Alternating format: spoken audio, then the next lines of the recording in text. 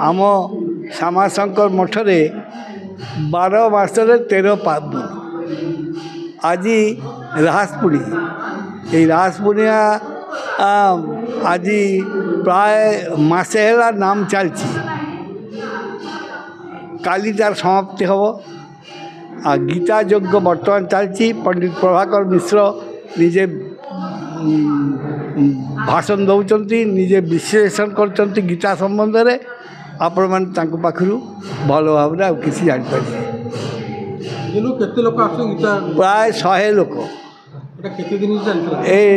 मसे कार्तिक मसटी पूरा आम ये चलती आज पूर्णमी प्रोग्राम आज पूर्णमी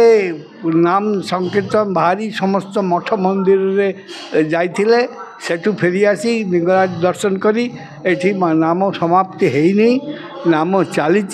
किंतु गीता यज्ञटे रही बोली रास पूर्णमी गीता यज्ञ हम बोली डॉक्टर प्रभाकर मिश्र विश्लेषण कर गीता यज्ञ एवं विष्णु सहस्रनाम पाठ समस्ते समूह भाव कर आज तार शेष काली विश्राम पारंपरिक अच्छी ये 12 मासरे 13 पावन ये सबुदिन लगी रही गरीब मानकर जो माने किसी पाऊना भी आम मझिरे मझिरे सेवा किसी सेवा द्वारा होची से माने भी आम भल भाव अन्न सेवा करुँच जो चाहिए गीता शुणा कि मठ आसपाई आसपाई गीता यज्ञ एठी आसिक कहले आमर एठी रही बेहारा बाबू बोली बेहारा बाबू आत्मतान बेहारा बोली सी कहले सी सब आरेंज कर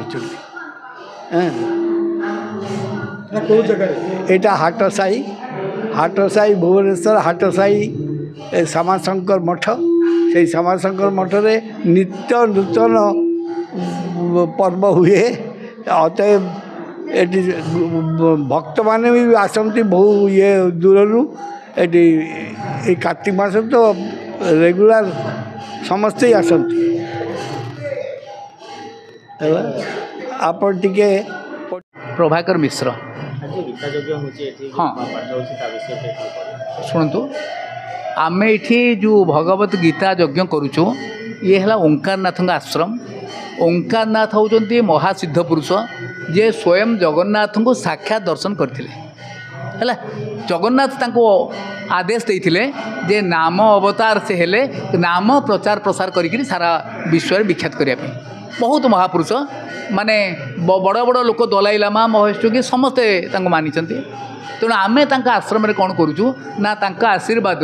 वर्तमान प्रति पूर्णिमा दिन इठी भगवत गीतार गोटे आलोचना करुचु।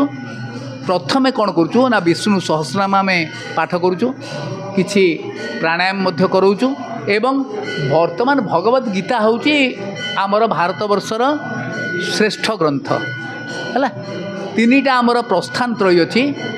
प्रथम है उपनिषद द्वितीय है ब्रह्मसूत्र तृतीय है भगवत गीता है।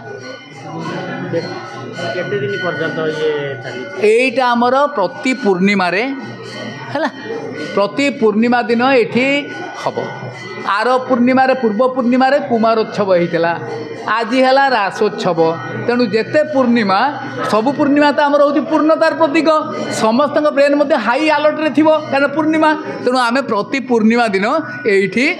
भगवत गीतार आयोजन करुचु आलंग विथ विष्णु सहस्रनाम है आउ अन्य सबू ध्यान धारणा सब जिन गुड़ाक चलती आउ कौन कहते हाँ शुणु एठी जो माने प्रवचन सुनिया आसी आम दृष्टि रे समस्ते जो माने भगवान कथा सुनिया आग्रही से माने समस्ते आम दृष्टि रे होचंती